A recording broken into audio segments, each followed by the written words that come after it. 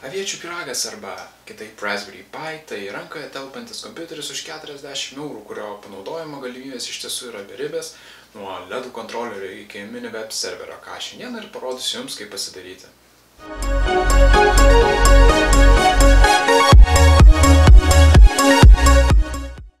Tai iš pradžių atsidarome terminalą ir rašome komandą sudo apt get update ir tada šiek tiek palaukiam, kol viskas susisuka. Ir tada rašom kitą komandą sudo apt get upgrade. Ir po šitos komandos gali šiek tiek užtrukti viskas. Man užtruko apie 10 minučių, tai tiesiog reikia palaukti.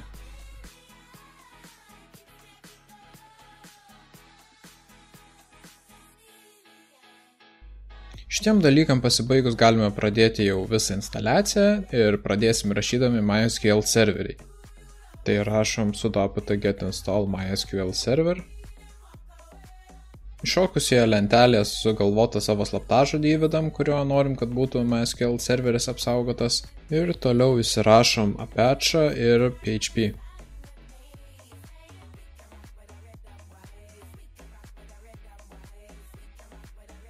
O kad būtų paprasčiau tvarkyti savo duombazės, įsirašysim PHP myadmin.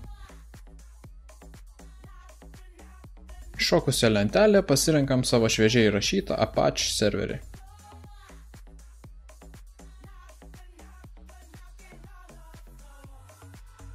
Iššokusią lentelėje spaudžiame yes, tada įvedame MySQL slaptažodį prieš tai sugalvotą ir tada slaptažodį PHP myadmin.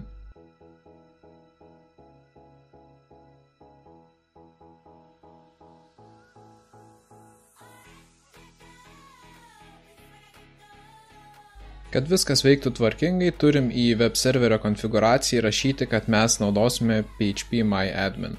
Tai atsidarom visą šitą failą, nuskrolinam į apačią ir parašom visą šitą litaniją, kurią ir aš rašau.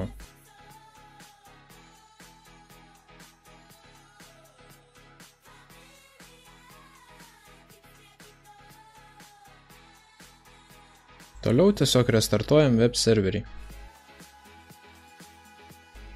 Norėdami įsitikinti, kad viskas, ką iki šiol darėm, suveikia, einam į localhostą ir matom, kad Apache'as veikia, viskas gerai, tai tada dar galim patikrinti PHP myadmin ir pažiūrėti, ar jisai taip pat veikia.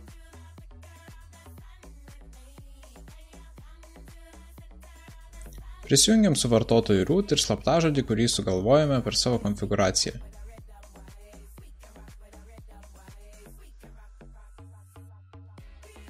Kaip matom, PHP myadmin veikia be jokių problemų, tai iš karto galim pasiruošti duombazę WordPress'ui, tai spaudžiam new ir tiesiog susikuriam duombazę. Aš ją pavadinsiu tiesiog WordPress ir create spaudžiame.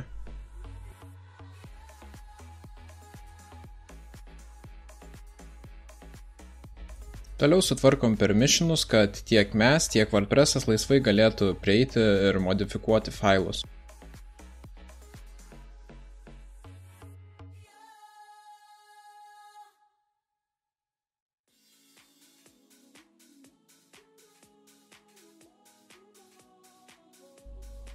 Visą tai padarę, tiesiog atsidarome File Explorerį, einam į root direktoriją, var, www ir html.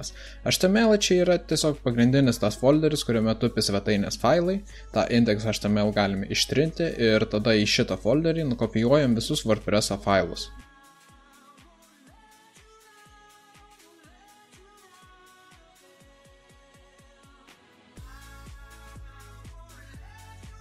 Sukėlę visus WordPress'o failus, einam į naršyklę atsidarę, nueinam į localhost ir pradėsim WordPress'o instaliaciją. Atsidariusime lange, spaudžiam Let's Go ir važiuojame toliau. Tai duombazės pavadinimas, kaip ir sukūrė prieš tai, yra WordPress, username'as yra root, o slaptažodis mūsų sugalvotas slaptažodis, tai mano atveju tiesiog frazę nesakysiu. Kadangi mūsų MySQL serveris yra čia pat, tai irgi localhostas, tai tiesiog submit spaudžiam.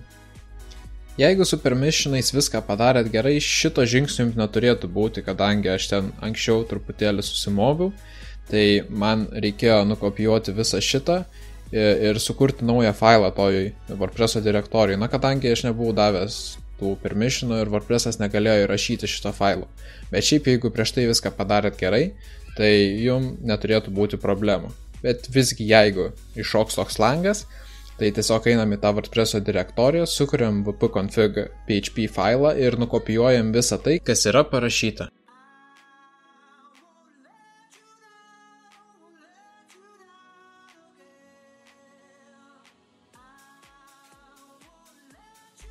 Tada tiesiog spaudžiam run the install, truputėlį palaukime ir čia užvadiname kažkaip savo tą visą svetainę, įvedame taip pat savo username ir daugelis turbūt galvot, aha, pasirašysiu admin, bet iš tikrųjų admin nėra saugus toks slapyvardis, tai siūlyčiau savo vardą ar kažką kito, netokio įprasto, ne admin.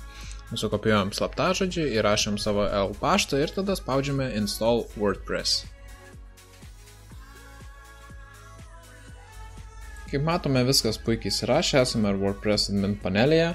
Dabar galime dar nueiti pažiūrėti, kaip atrodo iš šono mūsų svetainė. Kadangi aš prisijungęs per VNC, tai truputėlį vaizdas lagina.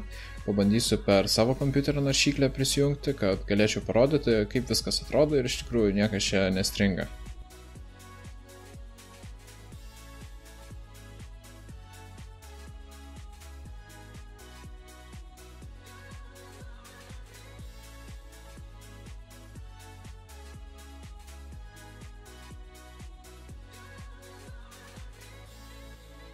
Dabar durys plačiai atvertos, galime forwardinti portus, kad prieitume savo svetainį iš bet kurios vietos pasaulyje.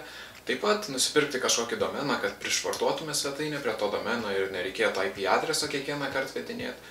Galų galiausiai įsirašyti VS FTPD paketą, kad turėtume FTP prieigą arba tiesiog galėtume naudoti savo Raspberry kaip FTP serverį.